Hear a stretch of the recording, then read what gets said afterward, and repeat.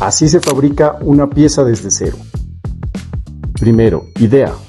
Todo empieza con una idea o referencia. Segundo, diseño. La llevamos a un diseño digital preciso. Tercero, producción. La máquina se encarga del corte o grabado. Cuarto, resultado. Y el resultado, una pieza exacta, lista para usar.